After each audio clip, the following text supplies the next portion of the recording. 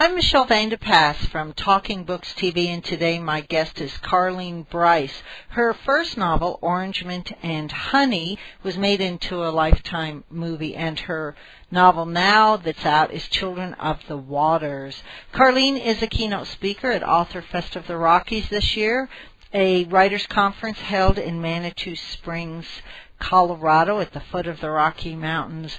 I'm going to start off with some questions. So welcome to the show, Carleen. Let's get started. Thanks, Michelle. Thanks for having me. Tell me what motivates you to get up every morning and write.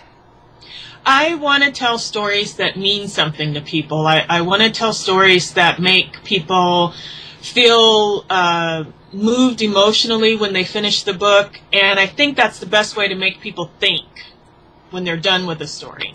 And so, do you actually get up every day and write? Do you have a writing practice where you get up every single day, or do you wait for muse to hit, an inspiration to hit? No, I don't wait for the muse to hit, but I do try to encourage the muse. I have a lot of writer friends, and we talk about that, how to encourage our muse and what to offer her so she comes around more often. But I try to write every day, usually in the morning, but not always in the morning. Sometimes, whenever I can get to it, depending on what else I have going on that day. But I try to write most days. And so what do you do to encourage the muse to hit? Well, I find that my muse really, really needs coffee, and and she likes chocolate a lot. And sometimes a piece of music might help, to put me in the right frame of mind for whatever the scene is that I want to think about or work on. I go for lots of walks, and I find that helps. Sometimes doing something where you're not really thinking about the thing that you want to be thinking about, but it's in the back of your mind, kind of working its way through a little bit. Things like that.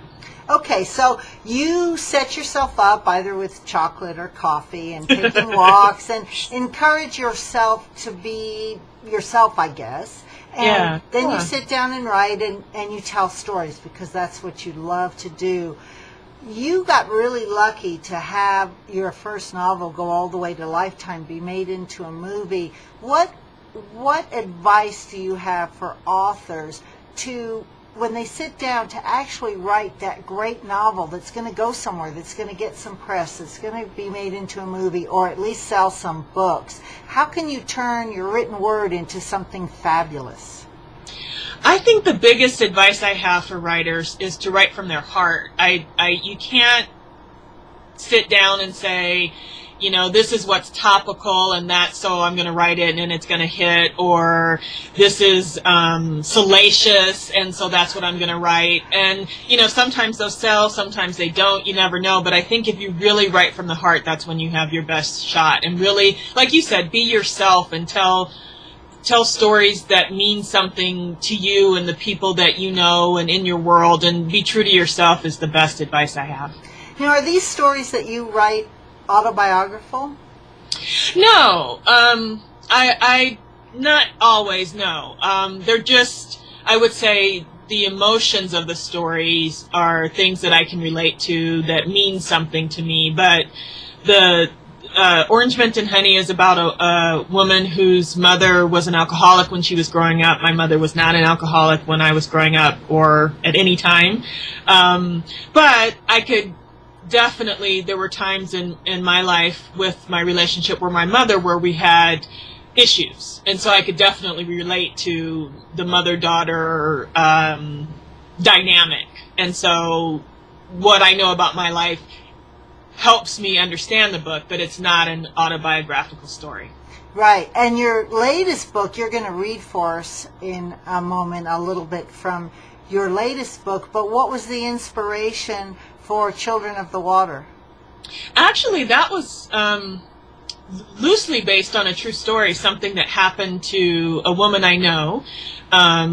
It's a story, my story, Children of the Waters, is about two women, one of whom is white and one is biracial. And the woman who, in my story, is biracial finds out that she was adopted and has a white birth sister. In real life, it's the same thing sort of happened where the woman I know knew she was adopted, so it wasn't a surprise to her, but her birth sister found her and they reconnected, and it turned out that her family had put her up for adoption because she was biracial, and they didn't know what to do with a baby that had a black father, and wow. There were some racial issues there, and so they did put her up for adoption. Wow, powerful, powerful story. And anyone that loves storytelling is going to love these two books because you are such a connected author, and I really appreciate that. So you're going to be at Author Fest here in October, a keynote speaker. You're going to talk a little bit about your process, what inspires you, how you put pen to paper. Anything else you can share with us before you read for us about really how to be an author? How do you market, or how do you set up your space? There's so many questions to ask in such a limited time. Share one more tip with us. Well, one more tip I have is that I think is really great, and it applies to anything, whether you're looking at how to be more creative, how to market yourself, or whatever. But there's so much information on the internet right now. You can learn how to get an agent. You can learn how to write a book proposal. You can connect with other writers, so you have that community, which is really important while you're writing. So go to my website, CarleenBrice.com. I have links. I have links on my blog. On Facebook, I'm on Facebook, and I have connections with lots of other writers who are also posting writing tips and marketing tips and stuff like that. But for me, I think the internet has just been such a boon for writers. Thank you so much. Will you please hold up your book so we can see the front of it, and then sure. There it is. And you're going to read the prologue for us, Children of the Waters. Yes. Here is the prologue. And this prologue is written from the point of view of the grandmother in my story. Time was short. Maxine Cooper was starting to say things she didn't mean. Yesterday she told her granddaughter to move my dish when she wanted to ask her to bend her leg. Trish stared, stumped and afraid, yet all Maxine could do was yell the word dish over and over, knowing that she wasn't making any sense. Cell by cell, bone by bone, Maxine was floating away. She didn't know if it was the cancer or the medication that made her say such things. She was wearing a patch that released heavy doses of relief into her bloodstream, and still the littlest weight on her, like a sheet or the cotton nightgowns they dressed her in, hurt. The nurse promised that when the time came, Maxine wouldn't have any pain. "We'll snow you out," the nurse assured her. "Don't worry." Maxine would die the way her daughter did, like a mermaid swimming at the bottom of an ocean of drugs.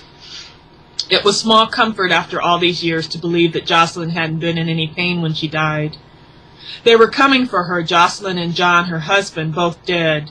She dreamed of them so much now that sometimes she could swear they were really here in this room whispering their secrets to her.